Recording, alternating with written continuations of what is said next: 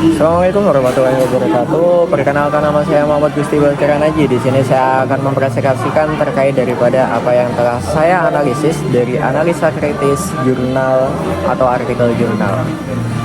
Oke, saya mulai. Bayangkan seseorang yang hidup bertahun-tahun dengan penyakit kronis, yang mana obat harus diminum setiap hari, kontrol rutin dan juga gejala fisik sering muncul tanpa bisa diprediksi. Banyak dari mereka bukan cuma berjuang secara fisik, tetapi juga secara emosional. Depresi, kecemasan muncul pelan-pelan sampai akhirnya mengganggu aktivitas dan juga rasa percaya diri mereka. Fenomena ini sebenarnya sering kita temui. Pasien penyakit kronis punya tekanan psikologis yang tinggi, akan tetapi penanganan emosinya sering tertinggal. Padahal gejala mental bisa memperburuk kondisi fisik mereka. Pertanyaannya, apakah CBT benar-benar efektif membantu mereka? Apalagi bila mana kondisinya berbeda-beda. Mulai dari ada yang terkena kanker, penyakit jantung, diabetes, hingga sampai HIV. Dan apakah efektivitasnya konsisten atau justru bergantung pada cara studi ini tadi dilakukan? Untuk menjawab itu, Yang saya analisis adalah sebuah systematic review dan juga meta-analysis dari 56 RCT yang juga dipublikasikan pada tahun 2023. Hasilnya cukup tegas teman-teman, bahwasanya CBT memberikan efek moderat terhadap depresi dengan Headges G sebesar 0,61 dan juga efek moderat juga pada kecemasan dengan G sebesar 0,56. Jadi terapi ini bukan cuma bekerja, akan tetapi juga bekerja secara optimal dan juga konsisten.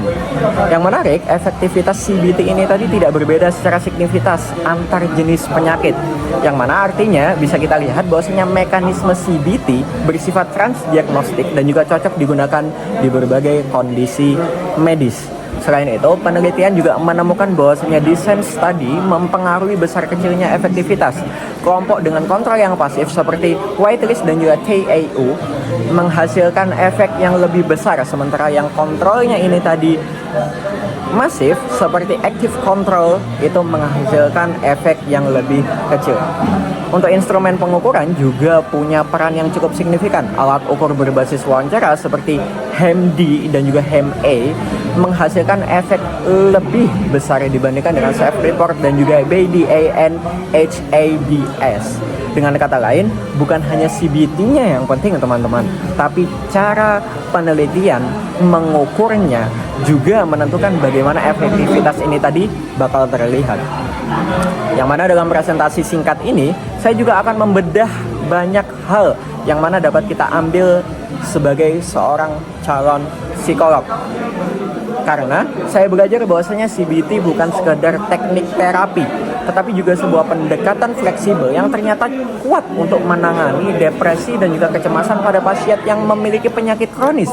Saya juga melihat bahwasanya sebagai calon praktisi, kita harus kritis untuk membaca penelitian karena hasil terapi bisa tampak lebih besar atau lebih kecil hanya karena perbedaan desain studi atau alat ukur.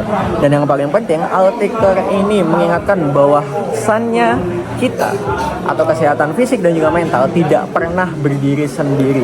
CBT bekerja karena ia membantu orang menghadapi pikirannya, emosinya, dan juga realitas penyakitnya dan cara mereka agar bisa lebih adaptif. Terima kasih kepada rekan-rekan sekalian. Semoga paparan ini membantu kita semua untuk memahami bagaimana CBT penting bagi pasien yang mengalami penyakit kronis. Wassalamualaikum warahmatullahi wabarakatuh.